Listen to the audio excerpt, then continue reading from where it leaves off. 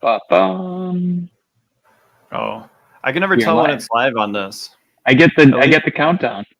The Google one at least says something at the top, but here we are. We're back. Channel 4 News League. Week 3. If you guys, I mean, I'll get the opening music. I just have to pay for a premium account, and I don't have. My kids need to eat, so I don't know. Yeah. Trying to market my other podcasts. I now have a blue check mark on X. Oh, We have a gave Elon his business money. account. We have a business account on Facebook. So I'm just buying into all the social media stuff. You kind of have to. Yeah. Also on X, it's super annoying because if you start a brand new account and just start following a bunch of people in order to get followers back, they mark your account as a spam account pretty rapidly. So you have to like pace out your follows because they're like, oh, that account is just a spam account that will be spamming all their people that they're following. Very annoying. Our first winners. So we're going to go through winners and losers this week. Yep. But since Tim and I played, we're the first game of the week. Tim, you are the winner on this side. I sure am. Second highest point total? Yeah. Well, no, third highest actually, because Drew, who lost with 135 points, we can get to that one later, but third highest because of that. Jalen Hurts, solid performance. Really ugly game. Watched that entire one, but ended up getting that rushing touchdown in. Nico Collins was really solid. J.K. Dobbins again. And you know what? My trade's looking good. Libby said he really didn't like it in his letter, which kind of hurt, but I'm glad that he still approved it and didn't, Commissioner Power veto it. But I mean, Kittle was good. Hurts was good. So far, so good. Kittle has not practiced this week. I just saw that come through my phone. Yep. The tight end woes continue. I'm not the only one. Nope. Now to our highest score of the week, we got Sam, who just blew up thanks to an Alvin Kamara 43-point game. The rest of his team was really solid too. Kyler played really well, 28 points. Calvin Ridley, 22.7. He benefited from having a really long touchdown catch in traffic. Trey McBride seems to be the only good tight end in the league. Yeah. Malik Neighbors. Yeah, that might end up. I know that Neighbors looked really good, but that might end up being his highest point total. I don't see him being like a 20-point player. I'm going to say the same thing about Marvin Harrison when we get to him, but I don't see those rookie wide receivers. Also, Sam snuck in on the waivers this week and grabbed Rome Odunze. I tried to do the old. That means he was listening to last week. Yeah, I tried to do the old drop him and pick him up the next week for $1, and Sam bid $2. So yeah, screw you, Wiley. Yeah. Well, they both were not supposed to play this week. Keenan Allen and Rome Odunze. Rome Odunze ended up playing, not really doing anything. Keenan Allen didn't play, so maybe Keenan Allen will come back because he actually took a week rest. Who knows? Libby took down Lucas's team 101-96. Yep. Tight game. Josh Allen did not have a great performance, but Libby still wins. Cooper Kupp not looking good. Yeah. Ramondre Stevenson still has been solid. David Montgomery still solid. Amon-Ra. He's going to keep getting, and then Brock Bowers. Yeah, I was going to say other tight end that's good. Number 2 tight end. It's the year of the white tight end. Trey McBride and Brock Bowers, right on top. Libby does have Zay Flowers sitting on his bench, who had 18 points. So Jackson Smith and Jigba too. Yeah, if Cooper Kupp has to miss any time, I think Libby's got wide receivers to plug in there. Jameson Williams keeps plugging along. Yeah. It's a good team. It's a good-looking team. Now, the most baffling 2-0 team in the league, Seth. narrow victory over Nathan, 94.7 to 93.46. Just enough. That's all You you just got to need. win your matchup. That's all you need to do. Just have to win your matchup and have the best player in fantasy, and that's Devon Achane.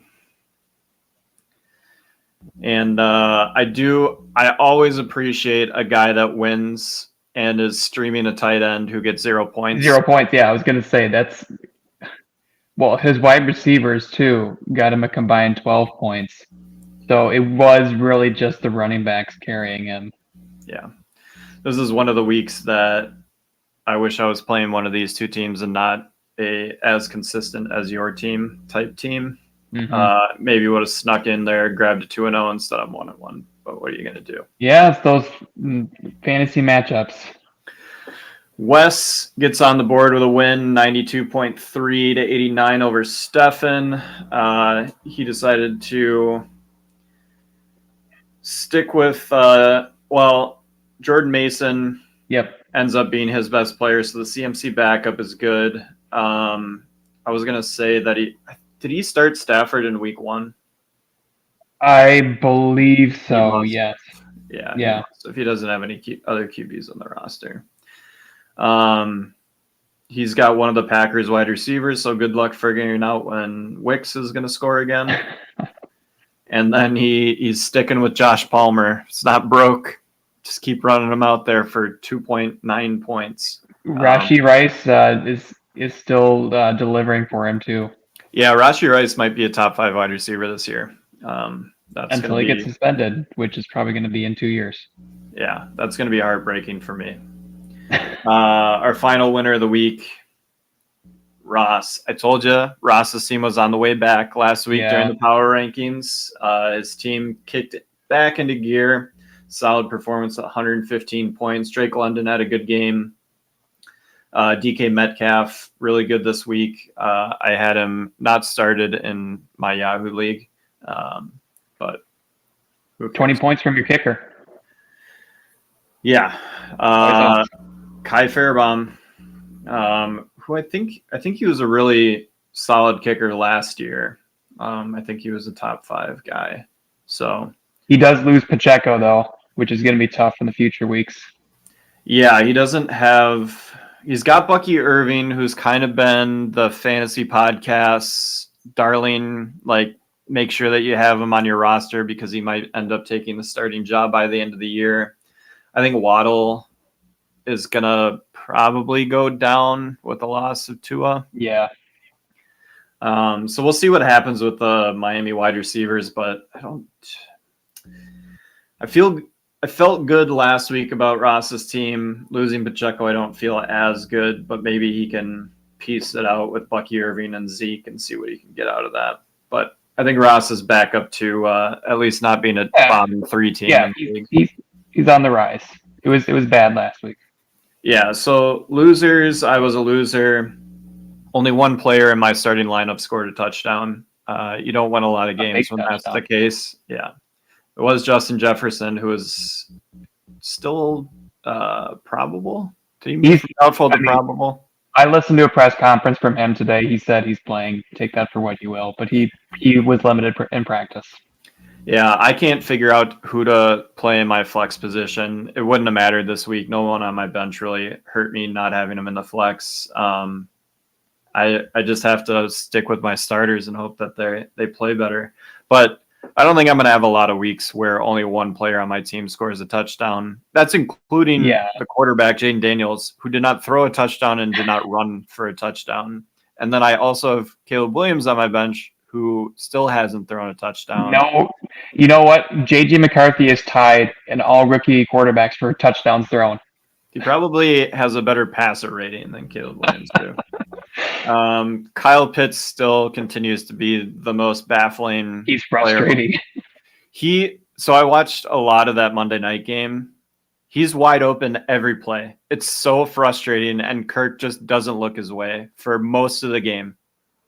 Which is surprising because Kirk does love a tight end. CTJ. I know. That's why I felt good about getting Pitts this year. But because Pitts lines up more on the inside and not the outside, you can see most of his route. And he's just wherever he cuts, Kirk is looking to the opposite side of the field already and throwing there. He's going to be super frustrating. Garrett Wilson doesn't get any touches. I wasted all my money on him. That's very tough. Better days ahead, maybe. Our toughest loser was Drew, Yeah. who spot started Zach Charbonnet. Really good performance. So maybe the Kenneth Walker Charbonnet duo will make that pick seem a little bit better.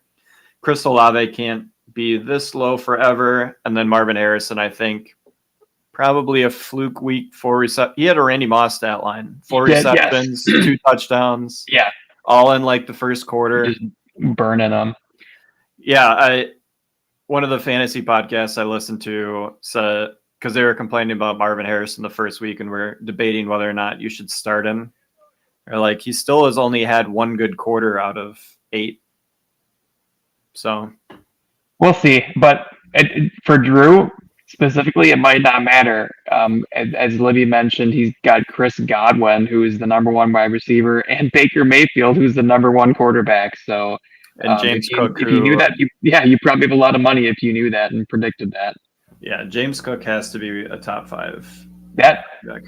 That game happened after our live stream, and I was watching it, and he was just scoring all the touchdowns. It was insane.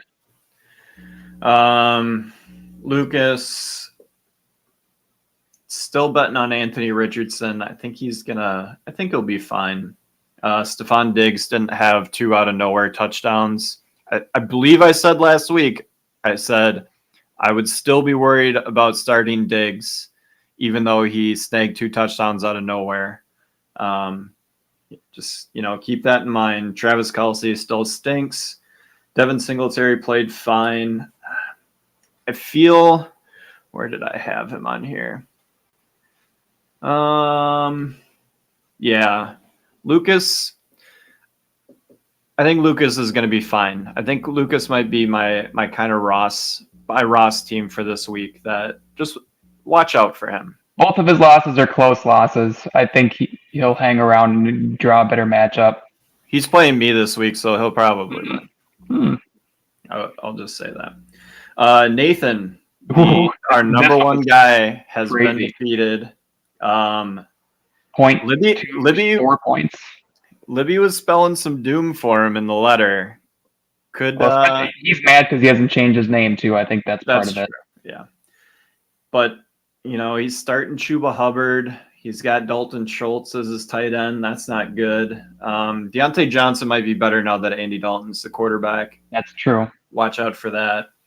Kyren Williams, with all the wide receivers being hurt, he might be getting some more play. And then Breece Hall is good. So I think Tyreek Hill's going to stay good no matter what. Skylar Thompson. Yeah, but I mean, Tyreek Hill can just run fast. I think, I don't know. I guess I don't know what the worst quarterback he's played with, but it seems like he's someone who can Skylar Thompson. Yeah, a game or 2. In the 2 quarterback league that I play in on my Yahoo league, he got snatched up so fast on Skylar Thompson because it's just like it's so crazy looking at the waiver for our league compared to a 2 quarterback league, and there's no quarterbacks on it. And as soon as one gets hurt, you just have to snag him and store him on your bench. Yeah, because we all have like 3 quarterbacks on our bench. That's why those are not fun. Well, I mean, I'm 2-0. That's good. I'm better at one of those. I was a top in my league last year in that league. So apparently I just can't figure out this league. Stefan drops to 0-2. Ravens offense kind of can't figure it out. Again, he definitely lost your trade early on. Yeah. Debo, I believe, is banged up. So did he go to IR or is he just hurt? He's just week to week, I think, but who knows? He kind of is always dealing with something, but not a lot of depth on Stefan's roster to make up for that. Rashad White again with the Bucky. Yeah, he might be losing touches there. Only 2.8 points. I've got some. He's he's looking pretty doomed on the old power rankings. And then our final loser of the week, he's been a loser for the last 3 power rankings. He's 0-2. Feel pretty good about my prediction of keeping him 12th, Tom. Saquon, probably the best running back in the league. Unfortunately, he's pulling a Kranz where he has one of the best players in fantasy football, but the rest of his team is not good. Yeah. Well, he has 2 of them. He has CD too. Yeah, he does. Sam Laporta just has not been what he was last year, but maybe he figures it out. But so far, he has not. Starting Javonte Williams at running back, he did have 9 points. That's not too bad. Pittman could be better. I mean, I guess there's a decent amount to like about the team, but there's just some underperforming people. Herbert's a bad quarterback. It's really hard to win a lot of games with a quarterback that's only scoring 11 points. Did you have any other performances, worst or best, from players that you wanted to drop in there? Not really, but I did want to welcome our one viewer. I see that we have someone who is watching this stream. I can't see who it is. So, welcome. And feel free to send something in the comments if you want to, if you have something to contribute. I want to call out the Alvin Kamara winner specifically as a player because it was just ridiculous, and also really, really funny because he's playing against the Mike Zimmer defense, and it reminded me of in 2021 when he scored 6 touchdowns on Mike Zimmer and basically caused him to get fired. So that was just a funny personal thing for me that Alvin Kamara still. Oh, there's 2 people. Yeah, Libby and Sam are in there. Okay, all right. This is a live stream. I lost my train of thought. You just said just when. Well, hey, I can highlight a comment and show it on the screen. That's cool. I already did that. Oh, you did. I did do that. So anyways, Alvin Kamara hates Mike Zimmer, or is really good against Mike Zimmer. That's all I have to say. Saints offense is very good, which is very confusing. Derek Carr is one of the best QBs in fantasy football currently. Sam, what did you pay for Alvin Kamara in the draft, since you're on there? So interactive.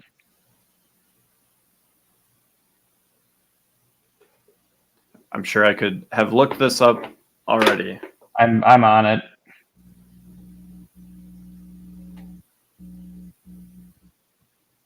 $40.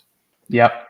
All right, that's fine. I mean, I could have kept him for 28, but why would I do that? That sucks. That hurt me. All right. Any players you want to call out? He's talking to the chat, not to me. I don't have any. I went through them all. We can get into the power rankings. Yep. If you guys disagree with any of these as we go through, let me know. Share the screen. Here comes the reveal, everybody. Ooh. Hang on, I gotta find the right window. All right. Here it is.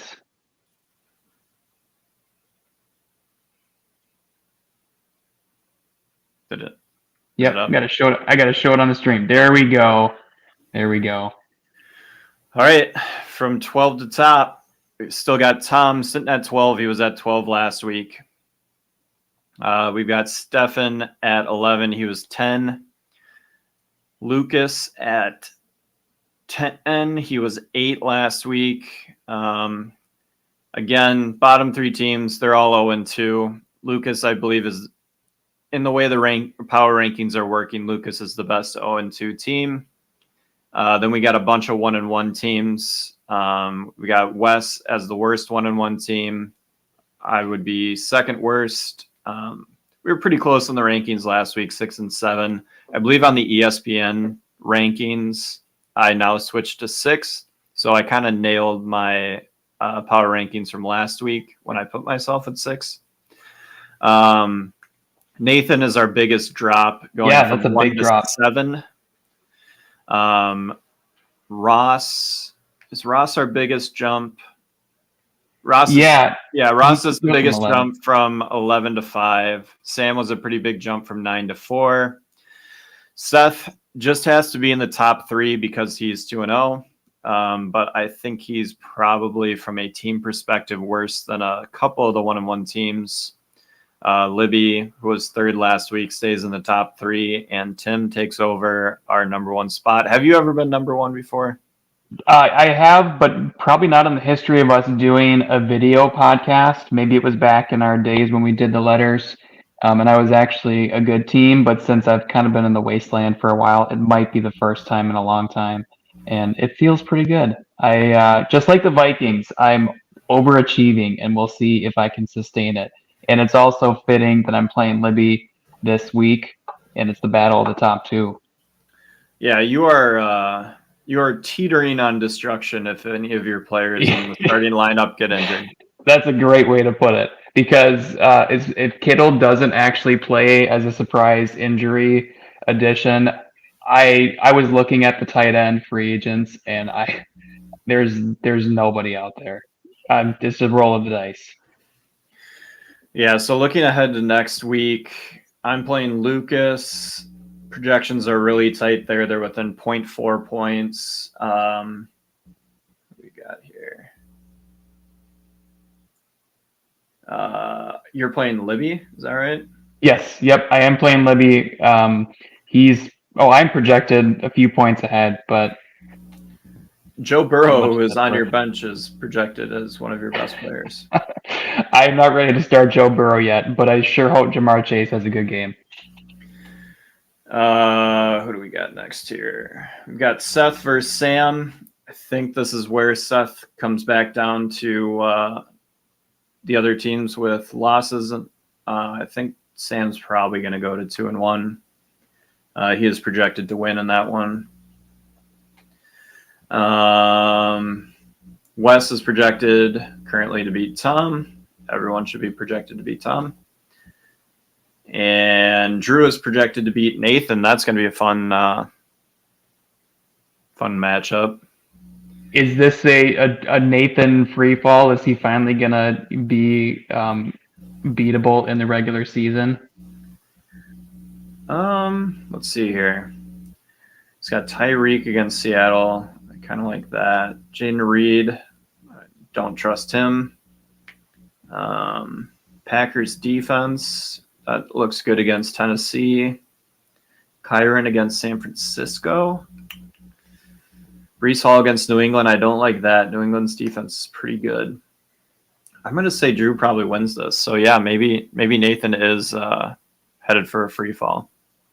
I do have to highlight this comment from Libby because I think that maybe you spoke this into existence by hating on the trade earlier this week, Libby, as fodder for our matchup. So you didn't have to do that, but apparently your commissioner powers are working something in the background here. So if Kittle doesn't start and I lose, I might have to stage a coup. Tim is kind of pulling the Nathan from last year, where he's just poaching players from a bad team that doesn't want to be really bad. So they're willing to give up like a good player like Hurts in order to not be the worst team in the league. So hopefully it turns around for Stefan, but Stefan through that trade might have just made himself a middle of the pack team and made Tim the best team in the league. Thank you. Much like I did for Nathan last year. Or Wes with Rashee Rice. It was a good trade at the time. Ross is projected to beat Stefan. Stefan might be Tom scores more than him this week. Stefan might be our 12 next week. I'll just I was gonna say that matchup pretty much determines the bottom. Ross, I think, is gonna bump up to 2-1. I wouldn't be surprised if Tim and Libby will stay undefeated. Seth's probably gonna lose. We can't stay undefeated. We're playing each other. Oh, that's true. I'll probably still keep Libby unless he just gets absolutely blown out. But I would suspect that Sam and Ross are going to be top 5 teams again. Wow. So I tried, guys. I tried to not power rank them high because they're always high, but here we are again. It's hard not to, that just because of history. It's almost like the Premier League. It's like the same 4 teams are just always at the top, or it's like F1 racing. When do we get our first Sam versus Ross matchup? That's a good question. I'm looking. Not next week. Not the week after. Not the week. Oh boy. Unless we do special matchups, it's not happening for a while. Who set the schedule?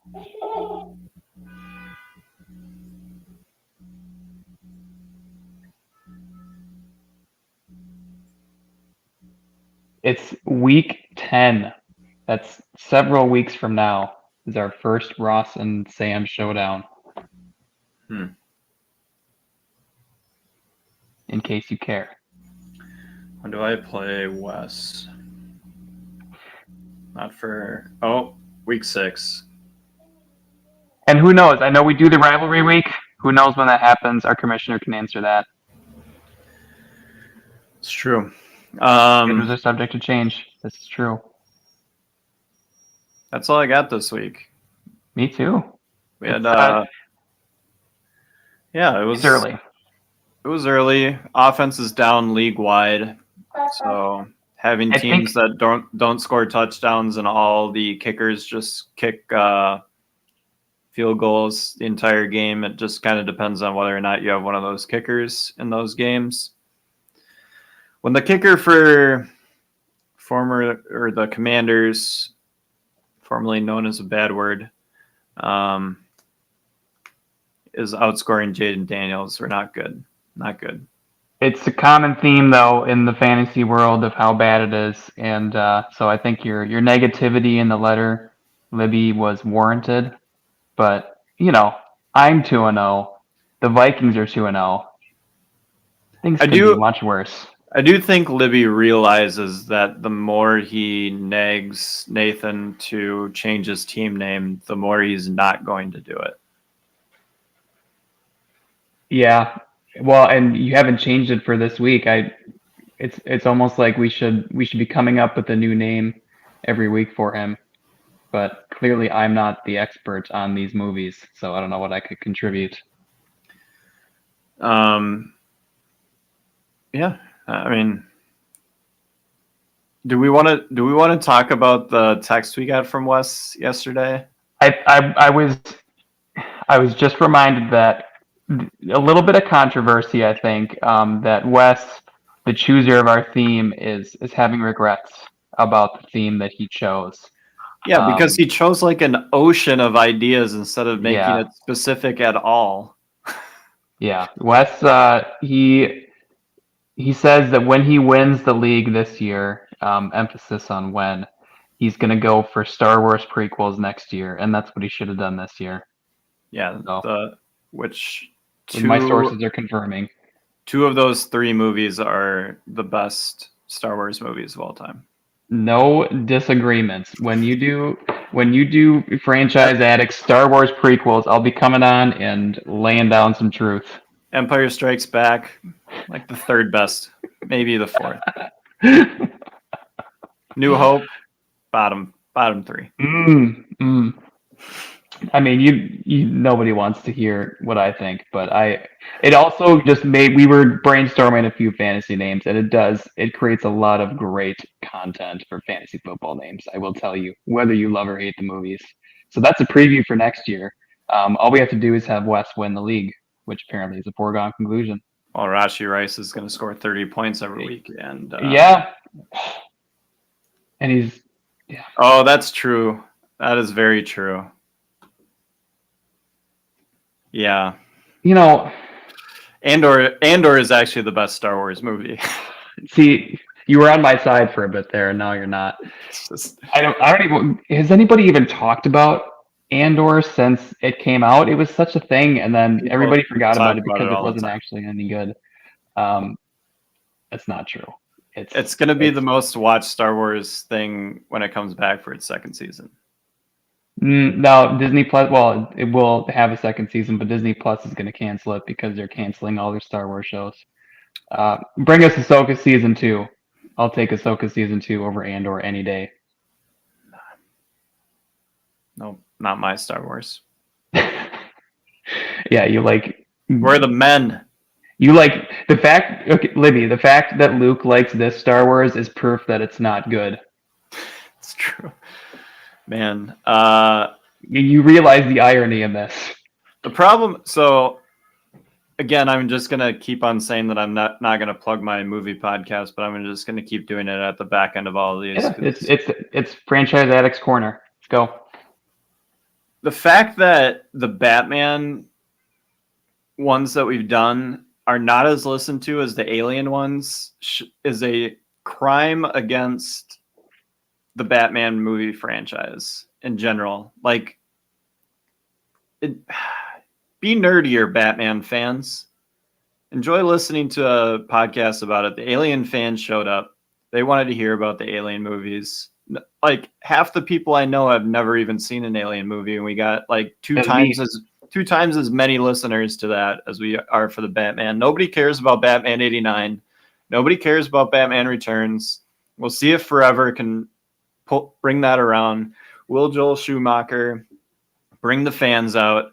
I watched a compelling 45-minute YouTube documentary that was, is Batman Forever a hidden masterpiece? And I'm very compelled by it. Well, Libby's got some Batman Forever takes. All I can tell you is that I'm not the one wearing hockey pads. I'm ready for the Nolan movies. The my one take that I'll give you guys a sneak preview on my Batman Forever take that we are not going to record until Saturday. Libby, we unfortunately have a guest for that episode, so I would have asked you to come on, but we have a third person.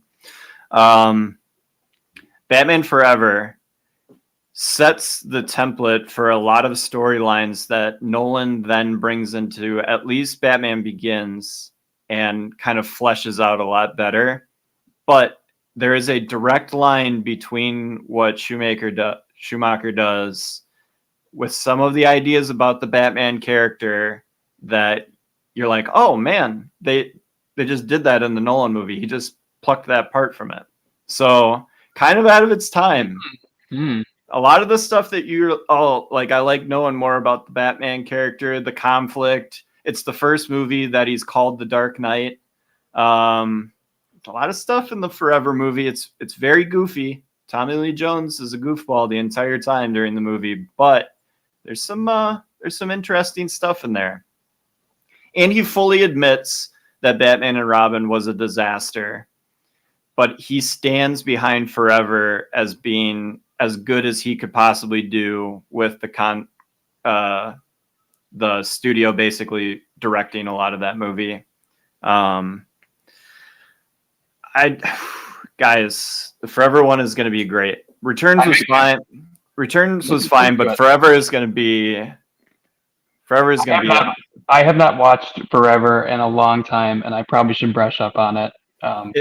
It's a lot of fun. It's also more kid friendly, so feel free to watch it around the kids. It's kind of dark and creepy in some spots, but like it's compared to the first two, it's a cornball, goofy movie. But gotta get those listens up. Tommy Lee Jones' Two-Face does not age well. He's in a whole other movie. He doesn't know what's going on. He hated Jim Carrey the entire time. The moment that they met each other, they just refused to talk to each other. Schumacher also hated Val Kilmer, and said the best thing about Batman and Robin is that he pissed Val Kilmer off so much that he didn't want to be a part of it. So there you go. Drama. Some of the sneak previews. I'm ready for the Kiss from a Rose breakdown too. Chris doesn't like that song, and I love that song. It's one of my favorite parts about Batman Forever. Val Kilmer is the best Batman. Wow, that's coming. Okay. Keaton is the worst. Well, we'll see how bad Clooney is. I think Clooney's probably the worst, but Keaton might be the worst. Keaton's not in Returns. Returns we already released, so I'm not spoiling anything. Keaton is not even in that movie. He's not a part of it. So he's in one Batman movie. He's barely in that one. It's the Joker's movie, and then in the second movie he's not even in. He sucks. I love Michael Keaton, but he sucks in those movies. It really shows you how boring the fantasy football season is so far that we're more energetic talking about Batman. I mean, there's been more Batman movies made than players. Rookie quarterback touchdowns. Yeah. Rookie quarterback touchdowns. So stupid. We all get excited over these stupid rookies every year because the NFL has put so much money into draft coverage, and we think we know all this stuff, and then they get to the NFL and they suck for at least the first year, unless there's CJ Stroud, who's like the only Ohio State quarterback ever to be good in the NFL. So that's a fluke. Yeah. I mean, fantasy football is terrible. I hate it. It's so stupid. Every single year about this time, I'm like, why do I do this? It's so dumb. Unless I'm in a Yahoo fantasy league where you can play 2 quarterbacks, and then I'm good at it. And I love it.